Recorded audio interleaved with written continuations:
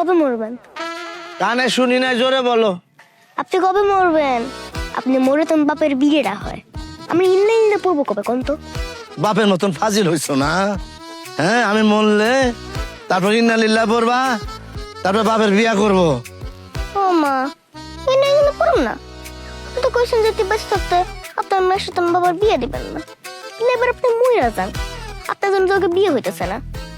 পাকনামি করো, বাপের মতো পাকনা হইছো না? আপনার কি আছে?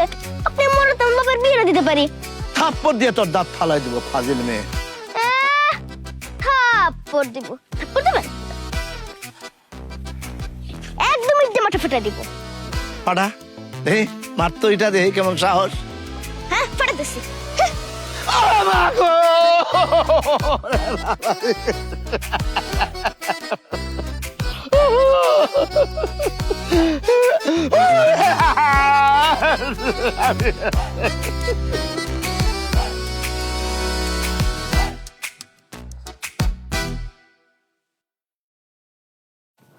আরো গরম লাগে। কি রে, এই ঘটনা কি? আমরা এতগুলি লোক বসে রয়েছি, তুই কোনো কথাবার্তা করতেছিস না? ঘটনাটা খুলে বল। ঠান্ডা পড়ছে মুখের মধ্যে। হাজিরানে মজলিস, আসসালামু আলাইকুম। আমার দুইখান কথা আছে। ওই যে খাটাসের বাচ্চা খাটা, উত্তর দিবে একটা চেনো চলতে মানে কারে খাটাস করছ তুই? এই আমরা সবাই খাটাস করে কেমন? এই কথা সবাই সংযত, এইখানে মুরব্বী আছে, সবাই সম্মান রেখে কথা বলবা। বলতেছি দেন ওই সাথীতে যদি গুদে দেয় আমার চোখ থাকবো।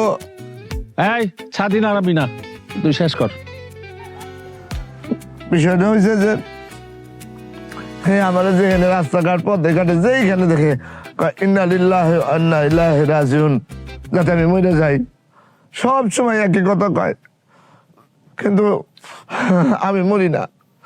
কিন্তু বারবার কয় তো, সেই জন্য আমার মনে হয় যে আমি মরে গেছি। মাঝে মাঝে আবার নিজের চিমটি কাটি, না আমি মরি নাই, কিন্তু আমি মরণাপন্ন অবস্থার ভিতরে আছি এই খাটাসের জন্য। যখন আমি মরি নাই, আপনি হা করে রয়েছেন কিসের জন্য? আহা, তুই কথা শেষ করতো। যখন আমি মরি নাই, তখন সে তার এই মাসুম মেয়েটাকে, তার নাম আমার মনে হয় পাখি, তাই আমার পিছনে লেলায় দিছে। এই পাখি এত বড় একটা ঢিলা নিয়ে আমি যাইতেছিলাম রাস্তা দিয়া, ঠাস করে আমার মাথার মধ্যে মাছর বাবা রেখেছি। তারপরে আটটার সিনাই লাগছে আবার। দেখেন আপনি, এই যে দেখেন আপনি। তুই খোল শালা, তুই খোল, তুই খোল খোল। আর ছেলে কইলে আছে তুই খোল। এত বড় ইডলই মারছে, এত বড় ইডলই মারছে, একটু একটা পোটলা আন্দাজ মাথায় শালা। আমি শালা কিছু স্যার। আহা, আমরা এখানে বসছি, এই যা ঘটছে সেটা শুনতেছি, সিদ্ধান্ত যা দেওয়ার আমরা দিব, কেউ কথা বলবো না। এখন বল, শেষ কর, কথা শেষ কর তুই। কথা শেষ? কথা শেষ? ওই মাসুম বাচ্চার বিচার করতে হবে। সে আমার ঢিলা দিয়া 8টা সেলাই খাওয়াইছে, আপনি এর বিচার করেন বাস। আচ্ছা, প্রথম কথা হইলো তুই এই ইন্না লিল্লাহি বলাটা বন্ধ কর। হ্যাঁ, ও যেহেতু এইটা নিতে পারে না। জি জনাব, ওর ইন্না লিল্লাহি কত বলা বন্ধ করতে হবে, নাইলে আমি বাঁচুম না, আমি ডায়াবেটিসের রোগী। ঠিক আছে কাকা, ঠিক আছে। আপনি যেহেতু কইলেন আমারে, আপনার সামনে কইতেছি, আজকের পর থেকে ইন্না লিল্লাহি ওয়া ইন্না ইলাইহি রাজিউন এই শালারে কমু না। শালা কইছে স্যার। ভুলে বলছে, সব ধরতে হয় না, এত ধরলে তো হইব না। এই তুই ওর লগে কোনো বাড়াবাড়ি করবি না, হ্যাঁ? একদম না। আমি একটা কথা কই কি, ওই মেয়েটা দিক তাকে দেখ, কেন শিশু মানুষ ওই, আর এত বড় একটা ঈদ এ যদি তুই দেখাইলি, এটা কি সম্ভব? আমি গজন নিয়ে দেখছি। যাক যাক, যা হয়েছে তুই মাফ করে দে। না হইল না, আমি বিচার চাই, বিচার চাই। কি ওর শাস্তি তুই চাস? চাই। কাকা, ও কি ধরনের কথা কয়? যদি ঢিল মারার বুদ্ধি আমি দিয়ে থাই, আমি দিছি।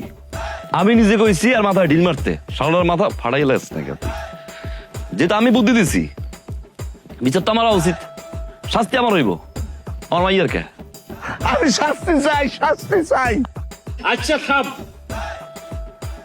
তুই ক কি শাস্তি চাস তুই?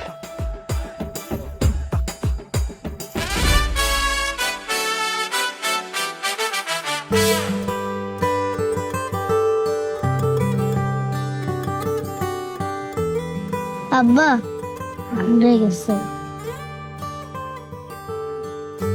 সরে এলা কেন কত কম কইতে কইছি না?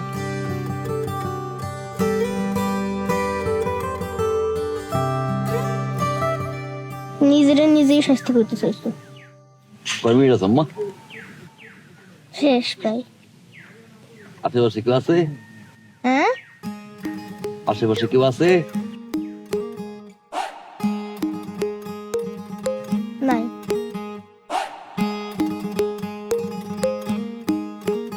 চলো।